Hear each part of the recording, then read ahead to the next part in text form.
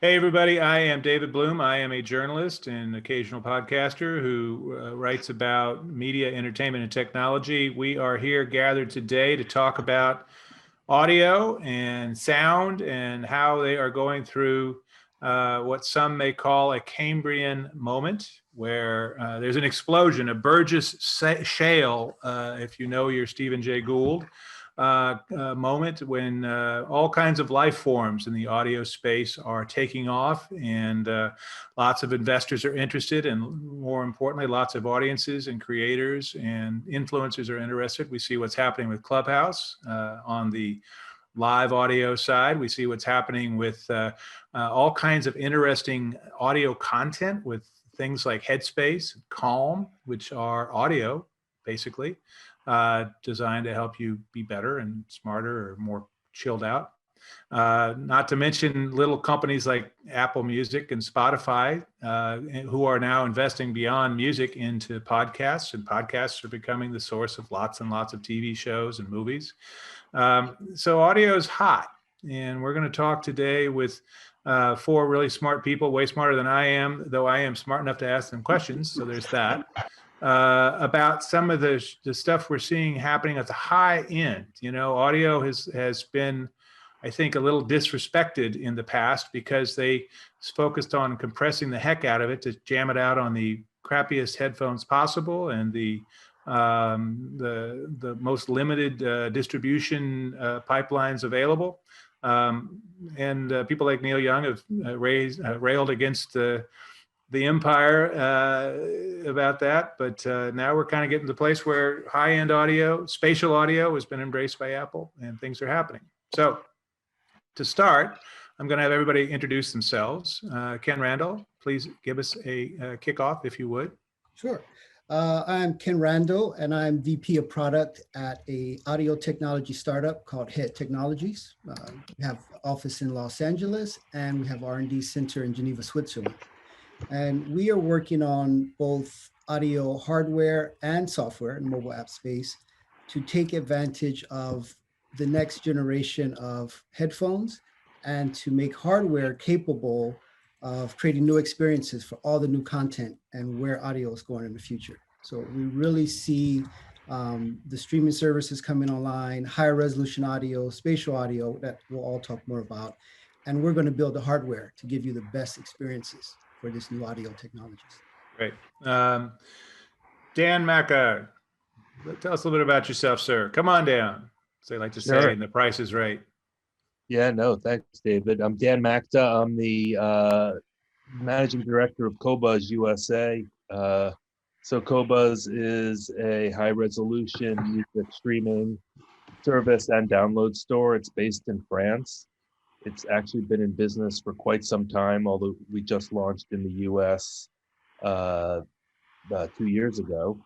And it's, as you were saying, kind of a brave new world where the bandwidth and the hardware and the content are all here now, available today. It's not an esoteric, unattainable ideal like it may have been a few years ago. I think that the time is now, and Qobuz is an interesting, but very straightforward element of this. We're a streaming service provider and a content provider and a conduit that helps you sort and learn and listen. So it's nothing new, but it's just better and high resolution. Well, nothing new other than the fact that we can now actually do it. I guess that's kind of new. I mean, as I said, it's been we've had pretty crummy audio for a very long time. And now people are like, oh, this sound thing could be big. Who knows? Jacqueline, you play in this space in an interesting place with a couple of different companies. So let us know a little bit about what you're doing. And please help me out and pronounce your last name for the assembled masses out there. Hi, I'm Jacqueline Boshniak. I preside over the Airy Kingdom of Q Department, which is a sound production company, and the spin-off startup spatial audio company focused Mark 1 technology. We, as you mentioned, got into this space pretty early on and were blocked to translate a lot of our creative expertise into this new medium where sound is critical for immersion. And early on, we started developing software and landed up patenting an approach that enabled audio professionals to bring their full craft into this new space. And yeah, I'm excited to join the panel. Great. And finally, Ty Roberts, famed man about audio. Where are you now, buddy? You've been doing a lot of stuff over the years. I'm still doing a lot of stuff. I'm the virtual Swiss Army knife of music. Let's see what I'm working on now. So I work with Tidal on their strategic deals and their strategic partnerships. I advise a bunch of startups. I work with companies that are getting going. I'm usually focused on audio and music. I've started a live streaming company to do live concerts and live concert streaming with big artists. We just finished the Goo Goo Dolls, and that's going pretty well. And then I work with Master Quality Audio, which is a company in the UK. It's a format for basically delivering higher resolution audio. So I'm immersed in all that. And how I got into this mess was I went to be the CTO of Universal Music, and then when I went there, they were struggling to figure out how to launch, basically high resolution audio. I imagine Koba. And this was roughly when, because this is roughly when, like 2016. Okay, because UMG has had a lot of technical adventures over the years. So. Yeah, they, the reality is that they had already had all this stuff on their system, but they were having a really hard time. And so when I got in there, I kind of jumped onto that, and I put an event together at CES, and I tried to get the various platforms going. And there were a few. Obviously, Qobuz is one of them. Tidal's another one. And but I couldn't get the major platforms to do it. And the reason for that, which we can talk more about, was that Bluetooth audio, which was the principal way people got audio to headsets and cars to some degree, was in the way. And so a lot of these services was like, we don't want to do it. Once you solve that problem, let us know. And so we can talk more about that, but I've been on the forefront of this for a while. Right. I've just been reading a little bit of Matthew Ball's latest take on Apple's role in a lot of things. And one of the ones he mentions in passing is Bluetooth. So I look forward to us having a bit of a conversation there, among much else. And however much you guys want to wade in with the big piece of fruit out of Cupertino. Well, Ken, let's start real quickly. On the hardware side, give me a quick vision of where the business of high-end audio is and the limitations and what problems HEAD is trying to fix.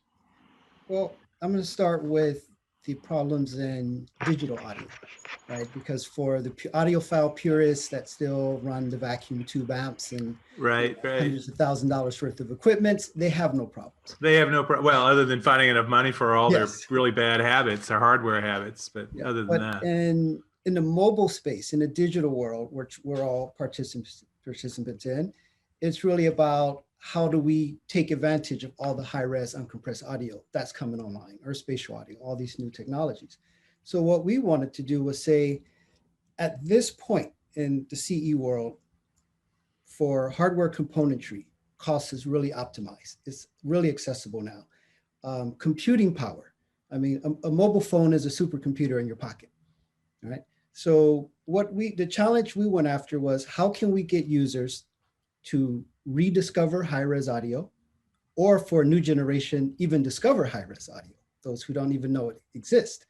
And what are the pieces of the puzzle we need to bring together to make that happen? And we started from the ground up on a new type of headphone. And we said, we're going to build based on mobile computing. We're not going to build a cost model. We're not going to build from existing standard Bluetooth headphones. We're just going to blow up the idea of what a headphone is and start from scratch. And we started from computing power. And with that, now we have the ability to run high-end DACs, to run any type of acoustic driver environment we want. We can get into sensories for location-based audio. motion, AR, all built into a single headset. So essentially, real a quickly, mobile phone without a screen. I just want to warn our audience. So this is an advanced panel. These are all like really super eggheads, brilliant people, but they will start using terms that if you are not inured to the acronym-laden technology universe that is particular to sound, may be painful to you. It's not your fault. It's how they talk, and they're really nice people, and we love them dearly. So you can say things like DAC because this is an advanced panel. So you've been warned if you're listening to this panel that these guys are really smart, but they will use acronyms. And so we won't translate a whole lot, but we'll try to translate some. So as you were saying, Ken. I won't go too advanced, but Okay. in a nutshell, the problem we want to solve is how do we introduce an existing audience and get a new audience into high-res content, how to get them experiencing immersive audio, where spatial audio, 3D audio, audio AR, VR, XR, in a way that's in a mobile space to detach themselves from the hardware. That's the mission. And I think we definitely have solved it. We will be, announcing new products soon, but I would love to, in this panel, really talk. I think it connects to every single one on this panel, and we're all interrelated in what we're trying to achieve. Right. So within the universe that HEAD is bringing things to a head, are there players out there already that you all have to take on, or is this still pretty much a green field of opportunity? I think it's a green field. I think because the players out there still look at traditional limitations of Bluetooth, and we're just blowing that concept up. We don't want to go with the restrictions of Bluetooth. There's lots of ways to communicate wirelessly, and we're experimenting with all of them. Okay. Bluetooth has become sort of a standard. I thought we were going to wait till later in the panel to talk about Bluetooth, but we're going to get there, sir. But we're all interrelated, apparently. So I don't. It's hard to tease out these threads completely. But with hardware, obviously, the existing standards have not been focused on high-end audio. Correct. Correct. Yeah, it's been a challenge because Bluetooth's actually been with us a long time. It was originally designed to let you have little microphones and connect your car in safely. So the standard has evolved over time, but unfortunately support for the higher end Bluetooth standards has not been forthcoming in iPhones, for example. And so there hasn't been the ability to get the data rate up high enough to really do, I'll call it, hi-fi audio. You can get close to it, but you can't really do it. And there's a lot of limitations, like how far you can do it. Like the microphone and the phone have to be so close to each other and everything like that. 10 meters, if I recall, something like that. Yeah. So and for high resolution, when you're at the top bandwidth, it's really difficult because what you don't realize is when the connection's kind of bad, the quality drops a lot, and you don't realize that it's all seamless. So you don't realize what's actually happening. Right. We'll save that for Dan because he's a very proper man, and we'll wade into the Bluetooth limitations. But it is interesting to think about. Okay, when you're doing hardware for this new generation of potential, you are limited by some of the standards that are out there and their adoption, in particular by big people like Apple, which makes a lot of hardware. Right. And you have to think about how do we get to a mass market of some sort. Things have been changing. Thankfully, things have been changing. Wi-Fi is now available, has a universal standard and many different versions of Wi-Fi, and that's moving very quickly. Yeah, we're on Wi-Fi 6E, I think now. Yeah, believe me, that's more than enough bandwidth to do 20 channels of immersive audio in high fidelity. It's really changing the ecosystem. So we're getting around Bluetooth is really what's happening in terms of implementations, and then in cars and things like that, the software just runs in the car. It's native to the platform of the car. It doesn't need to go through the Bluetooth anymore, and it can be higher quality. And the home is already high quality. So high fidelity audio is available now in a lot of places. Obviously, in every computer, it's available. So just the iPhone has been a little bit of a challenge, and not the Android phone, but the iPhone has been a little bit of a challenge, and that hopefully will change here with the newer versions of the phone. All right, Jacqueline, you guys are working on some of the sound functions and stuff. So talk a little bit about some of the tech work you guys are trying to develop. When we talked earlier, you had mentioned in passing the idea of 6DOF, which is again another one of those acronyms, but it's a word that I always hear, or an acronym I always hear popping up, talking about VR and the ability to move within three-dimensional space visually. But obviously we move through a three-dimensional audio space all the time. So you're working on some of that. So talk a little bit about the work that you guys are doing with your two companies for some of the stuff that sits on top of the hardware. Yeah, I mean, I think that, 6DOF sounds technical, but the way I like to say it in a non-technical way is I feel like technology has blocked the way we hear for a long time. And it's suddenly we're now in the era where we're enabled to have this sort of rewilding of our ears. And so we hear spatially naturally. And so on our side as creators, we weren't that frustrated with the Bluetooth side of things, because that's more, on the hardware side. But we were frustrated that once these new mediums where sound was suddenly critical for immersion aroused, we were very excited because we thought this finally ushered in high quality audio. But all too soon, people sort of jumped immediately to ambisonic or game object sound as a solution. And these solutions limited us creatively. And out of that sort of blockage came our technology. Our approach was invented as a universal format that had no filtering or processing and no latency, and allowed you to pick whatever feature set you wanted. So if you wanted the ambisonic sound, you could choose that creatively, but you weren't sort of boxed into doing it with ambisonic or object sound. What's the limitation with ambisonic? That sounds to me like sound all around me. Yeah. So well, ambisonic is interesting because it was a recording technique developed in the late 60s, but it was developed as a recording technique, and it's been used, it was thrown into VR early on as a solution. But quickly we learned that even the most basic approaches that sound engineers use, for example, divergent panning, weren't able to translate into that new medium, and even the higher order ambisonic. So that sort of craft needed to be brought into the space for storytelling. So the real issue was you couldn't really rely on a technique that's 50 some odd years old now to try to particularly push it into VR, AR, very high end video games, just those kinds of. It just doesn't make sense. You can't map it to make it useful for an experience that's fully immersive.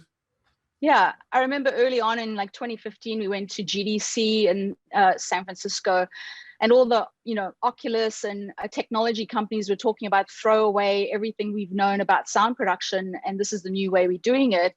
And our whole approach was, why would we throw away decades of experience and tradition? Why not bring that craft into this new medium? Want to keep studios open and get every engineer the ability to work in these new mediums where sound is suddenly critical. So that was sort of how we got into the space, sort of unblocking and enabling creators to work in this medium as simply and transparently as possible and bring in that craft. Okay. Not throwing away everything does sound somewhat conservative and thoughtful and smart, particularly in an industry that actually has been very forward thinking in a lot of ways, though it keeps running against some technical limitations over the decades. Dan, how does that translate for what you guys do? Because you guys are more, I guess, about some of the content, some of the stuff, the actual things that are made to sound good. Yeah, consumer facing streaming service and download store. So yeah, we haven't thrown away anything from the past. In fact, we celebrated and thrive on it. No Marie Kondo for you is what you're saying. Exactly. The more the audio. Bring it on. There's not enough high resolution music in the world for our users. If it's not available in high resolution, I never hear the end of it. And that's so to speak. Some music will never be high resolution. If it was originally recorded in a 16-bit digital format, it will always be 16-bit. But if it was recorded very well and it's an amazing recording, that's fine. We're not Yeah. getting Robert Johnson in surround sound. Or No, but whatever. so there's plenty of content out there that is already great sounding, but the mass market doesn't hear it in the best possible sound quality because it's compressed, often, hugely compressed. In some cases, it's not terrible, it's pretty good even, but compared to the experience that people in our generation might have had listening to compact discs, lossless digital, it's not as good. I mean, there's definitely something that's been lost, and the fact is the limitations of bandwidth and technology are not really there anymore. So a service like ours that can deliver lossless and above audio quality is really just meeting consumer demand, I think. I mean, we haven't maxed out on the people that are already waiting and looking for this kind of quality in streaming. How big is your all's library of artists and recordings? We have 70 million tracks. It's the same music in the mass market streaming services. It's just all at least lossless, with at this point probably almost 3 million tracks that are 24-bit high res, which come from every major. 70% or more, I would say, of new releases are coming through in 24-bit audio. So they're future proofing by recording at the highest possible level and then making it available to a specialty provider like you, right? I mean, that's part of their business model is exactly productizing it in a high res format, and then also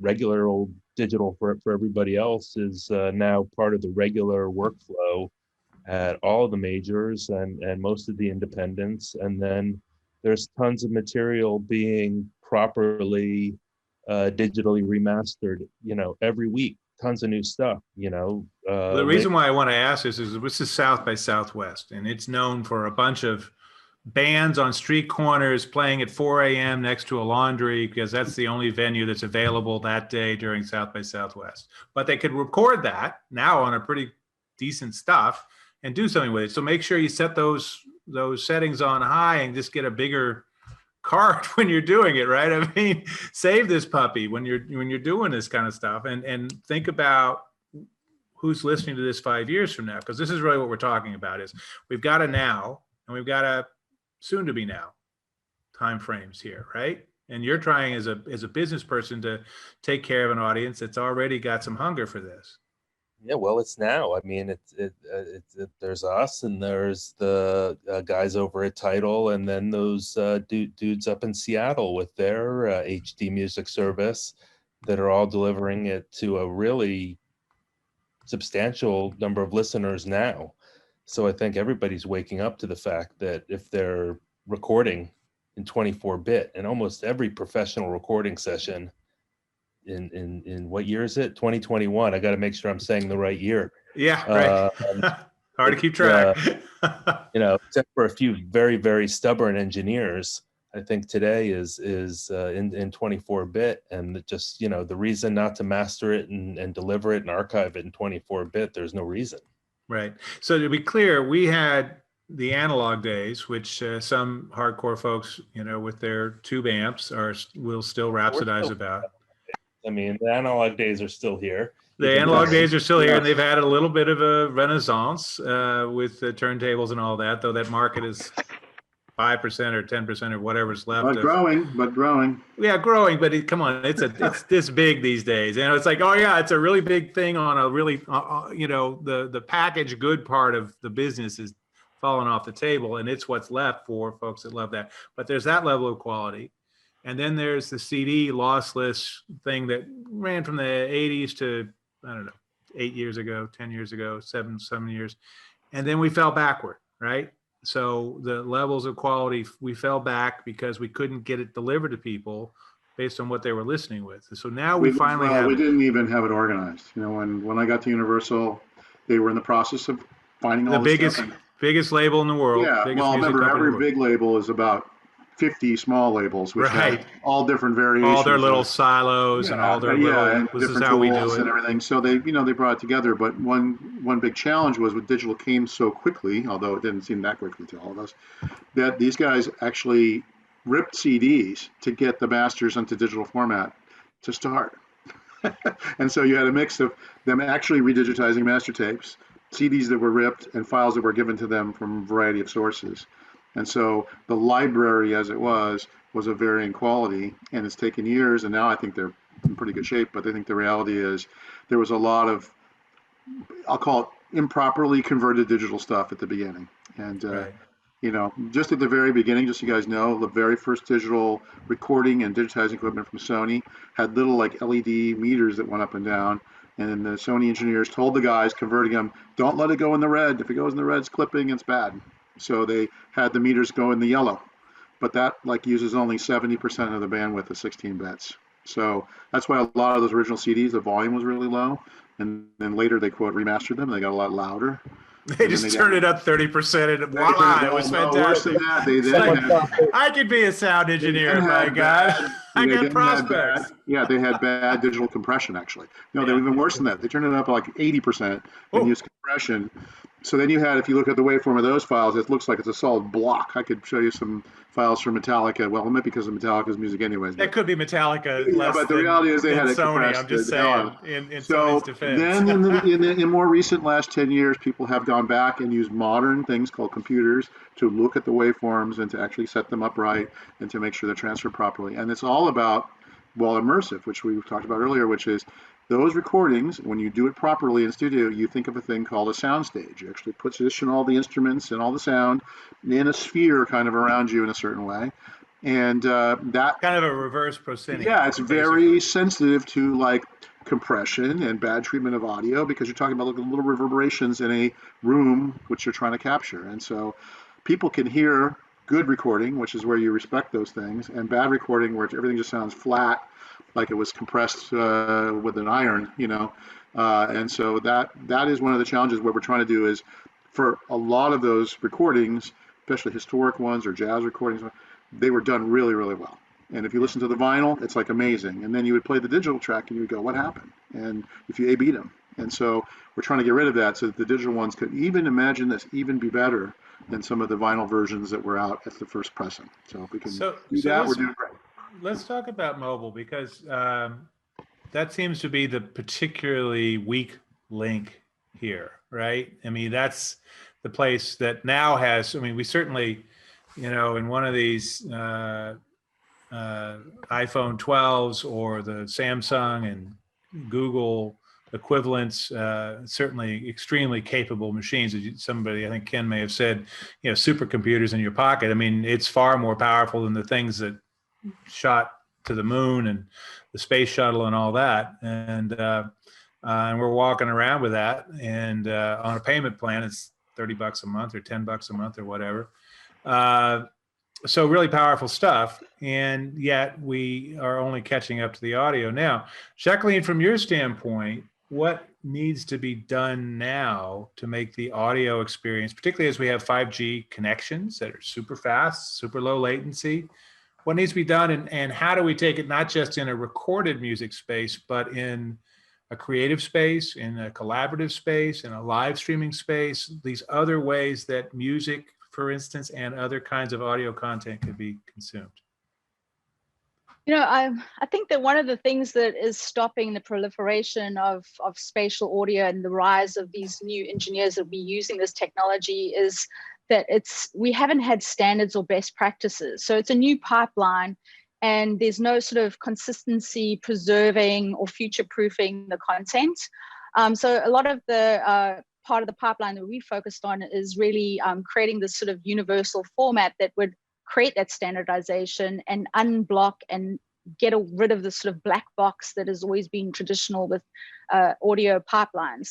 And so with the rise of hardware like, head technologies coming into the marketplace with, like you mentioned, Apple releasing the EarPods with spatial sound, all those things are going to, you're going to start seeing the sort of change from repurposing sort of content for spatial, to like a new generation of engineers and composers and artists actually developing spatial audio, audio first, or augmented audio properties from the ground up. And we're really excited about that. And as a studio, we've got to work with some of the most interesting directors doing crazy storytelling that is exploiting that. And we can see that they've only just scratched the surface. And I think it's really exciting. One of the most interesting experiences I've had during the pandemic, not being able to leave our house, there's these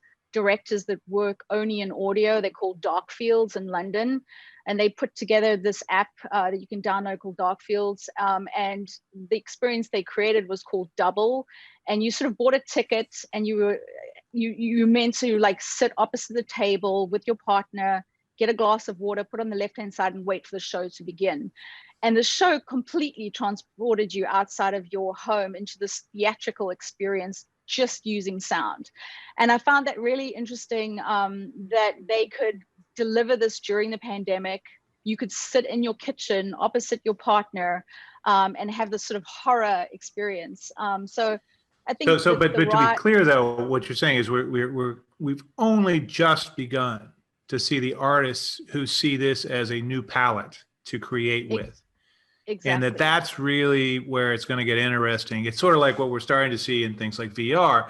We've had VR at a reasonably accessible level to at least, the early adopters for a few years now. And some of that stuff is starting to get like Half-Life Alyx, which was scary as crap, but also a bestseller and a very immersive, in the universe of a well-loved game franchise. But they were able to take that and do some really interesting things. So now you're saying, we have the opportunity to start doing this in audio, even if it's just on your phone. And that's starting to happen. Exactly.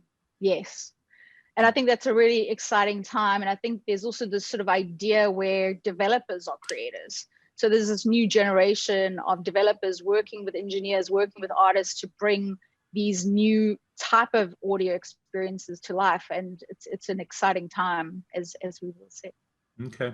So Dan, for your standpoint, what do you do with something like that? I mean, you guys are doing high-end music that's coming out in profusion now. Is there a space in your shop for the high-end other stuff that Jacqueline is talking about? Yeah, well, we'll get there. I mean, Qobuz as a company is looking at every what we consider a premium audio format, but we're also pretty small. So right now we're focused on traditional 2-channel audio, lossless and 24-bit. But even in that world and in that familiar space, audio engineers and producers today are doing such incredible stuff. I mean, we hear music released every single week across multiple genres that is just mind-blowingly great sonically, and things are happening, just in music that is, familiar and loved.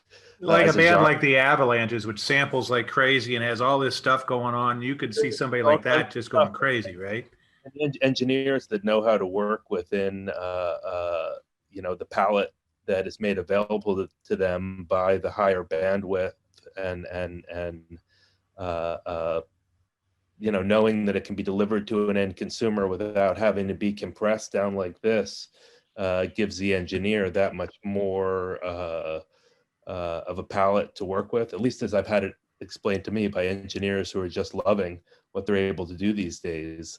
It seems like the opportunity, starts there, and anyone who's involved in recording can, access incredible tools, but also know that the end listener's experience can be that good too, and to, aim for the best rather than, just settle for the worst. It's maybe a different mindset, but we hear what a great position for, I love my job. I get to listen to music all day, and there's so much great music being released. I mean, I can't even keep up. It's really, an amazing It's all time. coming from Ty's company too, right? No. Yeah, just No. as a music fan, Actually, it's an a lot of independent guys are really into this. In fact, some of the people who actually even have their own download services and things are making music. That's amazing. And so it's really an art. And there's people who did it well in the past, but there's tons of new creators that are focusing on this. Dan's right about that. Ken, I'm curious from your standpoint on the hardware side, what the addressable market is for this in the near term. You guys have certainly had to think about that as you build a business. Well, really, and it feels like it's getting mature, but maybe not that mature. So what's the opportunity? it's actually very mature. Here's the thing: we envision the high res audio, like what Dan and these guys are working on, the streaming service, because we already can stream 24-bit uncompressed wirelessly. That's we're doing it today. But we also imagine that the high res audio, high fidelity audio is also going to go multi-channel. So you're going to start crossing over into the things Jacqueline's doing, the live streaming stuff, that's going on with Ty's world. And now you have, you were talking about 6 DOF, right? Where our headphones capable of 9 DOF, right? So if you get into head-related transfer functions and what is the feedback for my headphone into content. How many directions do you have with 9? It's like, this is a guy, I feel like I'm talking about like an n-dimensional space to some high-end mathematician now. And now you've really gotten way out. It is actually n-dimensional space. Is it? Is. Okay. Yeah. All right. That hurts me as a writer, but okay. Yeah, the new Sony PlayStation 5 has ray tracing audio. Correct. Right. Chipset for it. It's really like revolutionary, and as you've seen, most video games are going ray tracing. Yeah, on the video side, but I hadn't heard about the audio side. That's very interesting. They have the chip, but nobody really knows how to use it yet. So, but it's really you're about not late to the party. Right, but okay, thank God for once I'm not late to the party. But so really, with ray tracing audio, it's how the audio waves bounce around off of different surfaces that are. That's right, and that is how immersive audio works. So the difference is you have high resolution audio, which tries to replicate, the aspects of the instruments, the room that it was recorded in, all these things. And but immersive audio is different. Immersive audio is created, by essentially a system that basically positions the audio virtually around your head. And if you're using, like he was mentioning, he used the word HRT or head-related transform, he said, but what that means is it's actually simulating how sound moves. Sound waves move across your head, and there's little tiny delays as they go over your ears and into your ears. And those exact shape of your head is, in fact, how you hear 3D sound. Every human can hear a twig snap behind them, or a car with porn in front of them. And the reason that they have that positional capability from 2 ears is because your brain has created a map for the shape of your head. Yeah. And so now we know that, and now we are rendering audio with the shape of your head.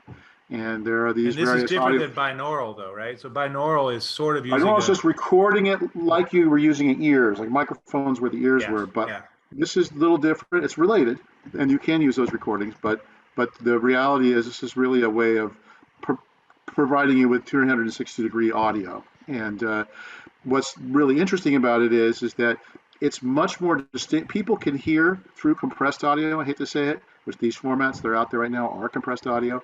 So what Dan was talking about is the high-res version of these 360 sounds. That doesn't actually exist really yet. It's coming. But there's compressed audio, and you can tell the sound is in front of you, behind you, so actually more people can hear an immersive audio format than can hear high-resolution audio. Not necessarily, I'm going to say better. In other words, not necessarily it is better, but it's like they can tell the difference. And so that's why a lot of the platforms are choosing to focus on this, and Apple's focusing on immersive audio because when they flip the switch, people can hear the difference. And when you flip high res, not everyone can hear it, and they have to learn a little bit about what recordings to listen to, and they have to have the right setup a little bit. And so it's much harder. Tougher sell to explain that to some subset of the audience, right? Doesn't have the mass market kind of potential that immersive audio, if done right, which is still the wild card because it's still it's like high res. I think with immersive, the early adopters maybe a little too early, and so it seems like today is the time where it's finally all coming into focus. Together. It's really tricky with the catalog, like Dan's, one of the things Dan mentioned was they have like 70 million tracks in CD quality, which is uncompressed. Like everything is at least in CD quality for the most part. Uh, Immersive, and then high resolution 24-bit, like 3 million, 4 million total in the world, like you can get your hands on. He's got all those. And then for immersive audio, we're still in the situation where it's like 500,000 or less. It might be 200,000. I'm not sure what the exact total number is, but you have to remix all these things for immersive audio music to be recorded in this format. And that goes a little bit to Jacqueline's. The problem is when you do that, you mix to a format. So you pick currently Dolby Atmos or Sony 360 or something else, Apple Immersive. And the problem is you do all this work and there's not necessarily a way to like port your work from one format to another. So it's really shocking. Did not see that coming. The problem is they're proprietary, and the problem is for a recording company, they're like, we can't really afford to do this for one of these guys. So we're going to pick one or the other. So currently, I think Universal does Atmos, and obviously Sony does Sony 360. I'm sure they do that, and I don't know, Warner I think does both. I'm not sure how they do it. But I think that the high-end iPhone does Dolby Atmos, doesn't it? It does. It uses that for so movies, as you know, have been very successful with Dolby Atmos. Yeah. But Dolby Atmos is actually designed to replicate a movie theater. Right. And it's not actually, which we all are going to have soon, so it's going to be fine. Well, it's great for Fast and Furious. You're going to hear immersive Fast and Furious on your Apple. It's fantastic. And most success they're having is getting movies to be in that format. It's a completely different thing to go to like Beyonce and say, remix your album in this thing. And then, that's really where the work is being done now, is to try to convince the artists and everyone else. So Ken and Jacqueline, talk to me a little bit about the tools that you guys have to make stuff happen. Ken, I mean, you make a cool headset, but you've got to make it easier for the creators to do something. Are you creating those tools, or are you just hoping to God Jacqueline is your friend and munificent friend and is doing that for you? How is that working? Jacqueline already has the tools. Okay. The tools already exist. We are making audio products for the creators, right? We have, if the hardware exists, people will make the content and do the extra effort as the market grows, right? We're a scrappy startup. We're going to launch a revolutionary new headphone to show the world what's possible, and hopes others will join. It's a movement. It's a revolution. And if other companies join, then the addressable market will be larger for creators, right? So as far as tools for your, the workstation tools, these are things that Jacqueline and Mach 1 are doing. But with us having a mobile app accompanying the headphone, we can actually do light versions of digital audio workstation tools right in a mobile app and take creation on the go. So you could stick a DAW in a little app that's not called a GarageBand. Absolutely. That's able to do it at a high end. Jacqueline, is that something you guys are working on? I just noticed this. Is that a 2001 backdrop there? Is that obelisk? Yes. All right. So I'm a little slow.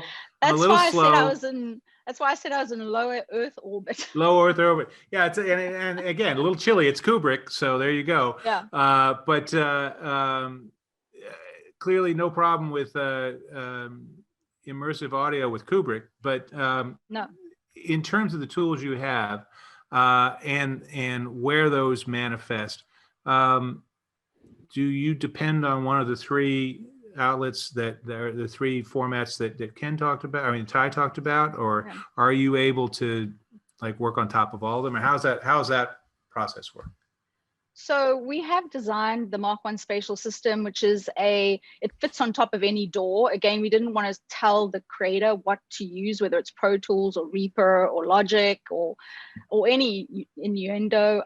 So our tools fit on top of any DAW that you want to use, which gives you that just flexibility. A plugin, kind of a plugin, essentially. An API. An API. And then at the same time, we have an SDK where we sort of open that tool set to people like Head Technologies, where they could build a light version of it for their creators. And then to Ty's point, we have, because Mach 1 has virtualized vector-based panning, we sort of in line with 5.1, 7.1, 9.1, and we virtualize that. Because of that, we are completely transparent and we use no processing or filtering to simulate directionality. And because of that, we have a transcoder that we can transcode to any format in or out without any loss of data, including all of the formats that you guys have mentioned. And that transcoder is allowing content creators to future-proof their mixes, and it's also allowing people like Evercast, for example, these remote technologies that are allowing people to mix professionally in remote locations where everybody's not together, but all sort of standardize the way people are hearing that in headphones and being able to sign off on that. So virtualizing cinema sound in headphones. Well, I know that, for instance, Frame.io is going to be announcing something later this week that'll be very interesting by the time this panel comes out, in terms of capturing sound and video into post-production live for overviews and reviews and sign-offs and all that. So, Ty, which one of the three horses that you talked about is winning the race, or is it way too early to even worry about which one? Because what I'm hearing from Dan is we don't have the resources to bet on all three horses to see which one comes in, and somebody's going to have to win. So how's this all working out?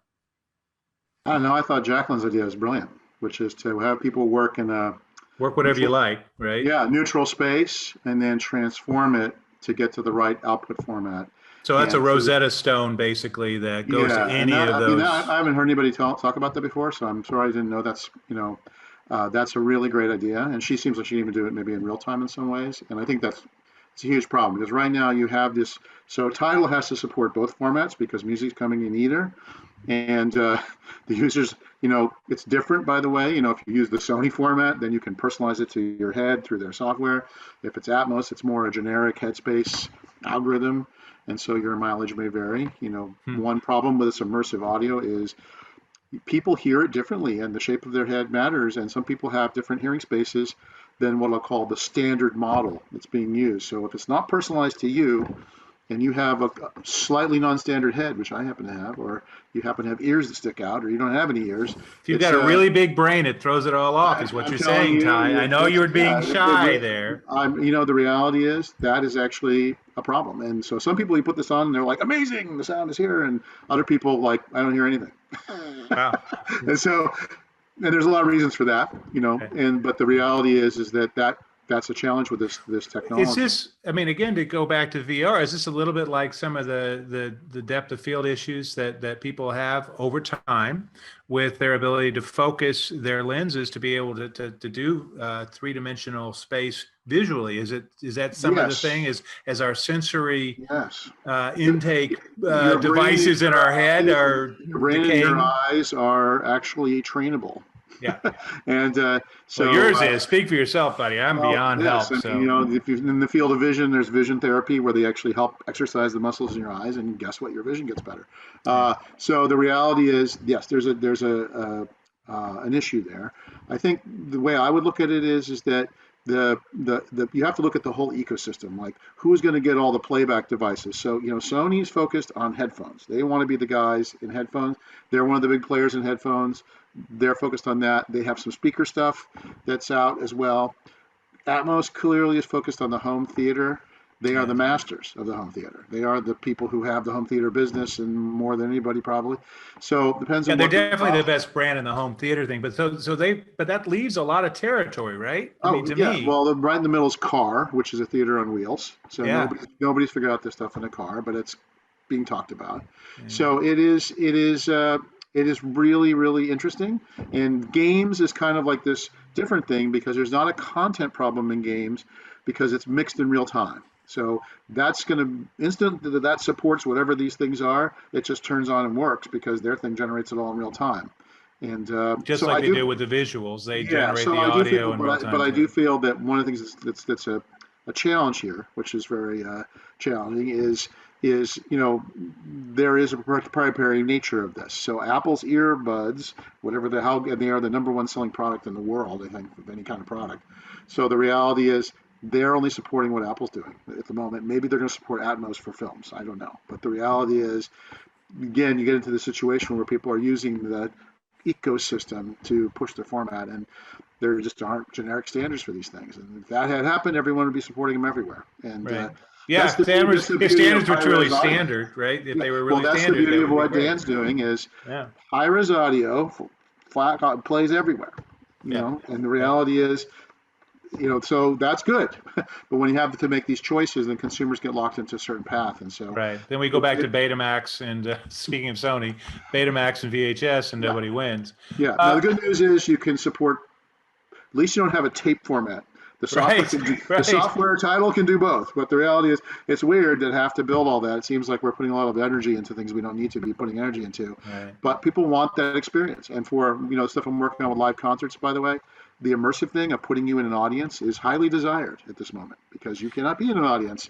And it's the number one thing people notice is the sound of a crowd around them. We put a virtual crowd in there, but I tell you, the virtual crowd was one thing for the audience. It's just so it doesn't sound like they're playing in an empty warehouse. Yeah. But it was a bigger deal for the artists because they themselves were in an empty warehouse. Right. And to be able to, so the difference is this, you can't just do a laugh track. It's not really like that.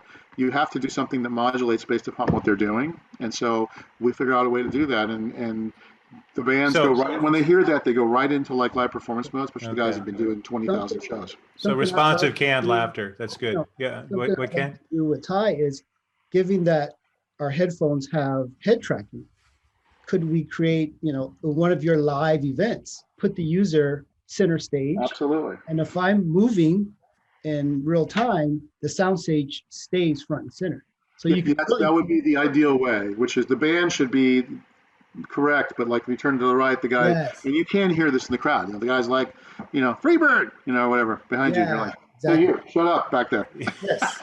It's been done. But that does give me a good segue. Thank you, Ken, for you guys looking forward to some of the things that are coming down the pike and what this looks like a few years from now when theoretically we have live events again, when we have wide access to 5G everywhere, when we have fixed whatever challenges beyond Bluetooth that may be there in the mobile space in particular, when our car is driving around and we're just sitting there popping along to the songs or the the audio experience or whatever that we want to listen to. What's your vision of where things are going? And Ken, I'll let you start since you queued it up so nicely on the tee for me. So hit it out of the park, buddy. No, our vision is all of these different technologies we've been talking about are going to merge. Live, interactive, VR, high res, multi-channel, spatial, and somebody has to lead the charge from the hardware side to build something new from the ground up. And that's what we did. So when you talk about how you were talking different standards and decoders, well, we're agnostic. We built our own software from the ground up. So if I want to simply update with the new a native codec, not a problem. Add multiple codecs, not a problem. A translator is also not a problem. So we are looking, our hardware is looking 3 to 5 years out. Okay, so you're building for the future as you do it. We're building for the future. I mean, we're basically taking that leap of faith that we see the trends in the industry. We see where people are making investments. We see what Ty's doing and the guys like Dan and the other streaming services and the content creators and tools. And if we don't build it, then all of that won't get to come to life. And in the end, we're going to create a customer base and we want to have our customers have a great experience with high-res audio and spatial audio and just get out of the limitations of what's known today with the mobile phone in my pocket and the Bluetooth connection. And we're just saying there's much more to that. Yeah, absolutely. So Dan, what's your vision as you're running a business that's connected to consumers who are giving you feedback every day based on what they buy, right? I mean, you're getting direct, I mean, he's building for the future. You're dealing with now and thinking about where you go. So what's your vision of where things are headed? Well, it's a world where a lot more people are aware that audio quality is even a thing. Right, as you guys were saying before, we went from CD quality to, MP3 and sound quality, got about as bad as it could get and still be considered, music being delivered, and has now started to bounce back from that. And the audience for, something other than, the most basic available is growing. Like in any other consumer segment, there's some people who will want something better if it's available. So that's growing.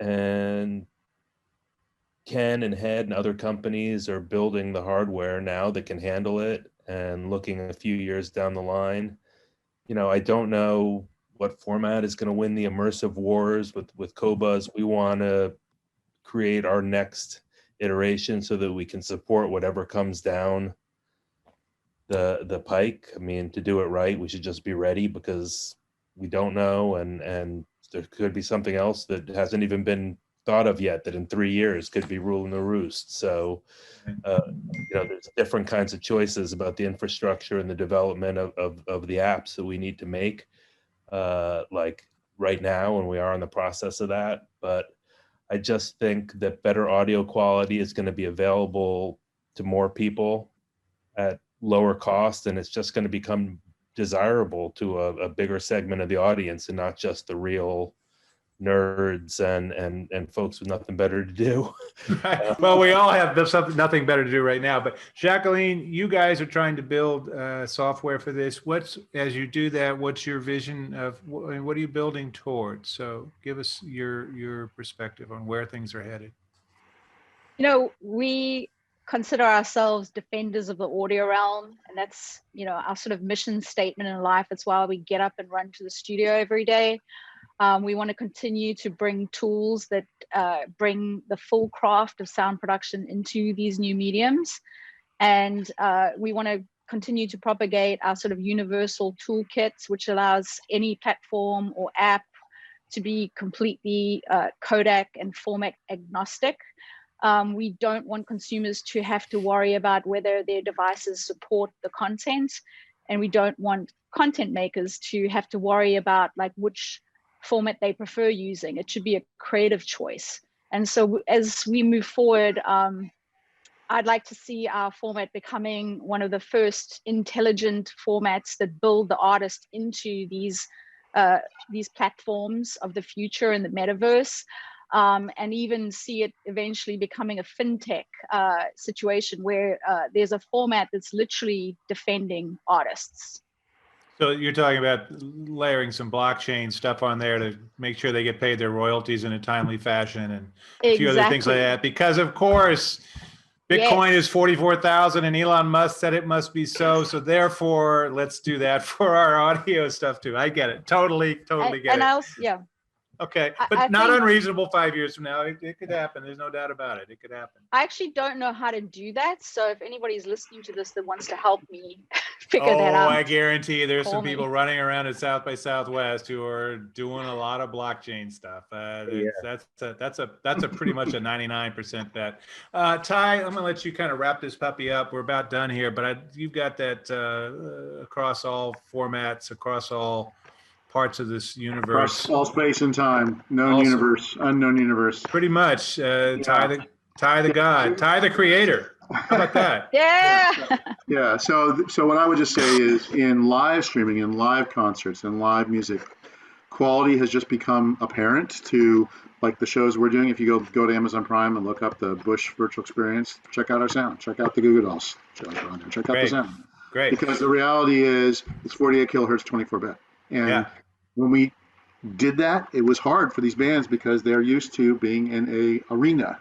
An arena is a mono audio echo canceled system that's, even how good it is, it ain't that good, frankly, for audio quality. And it's loud, but it ain't that clear.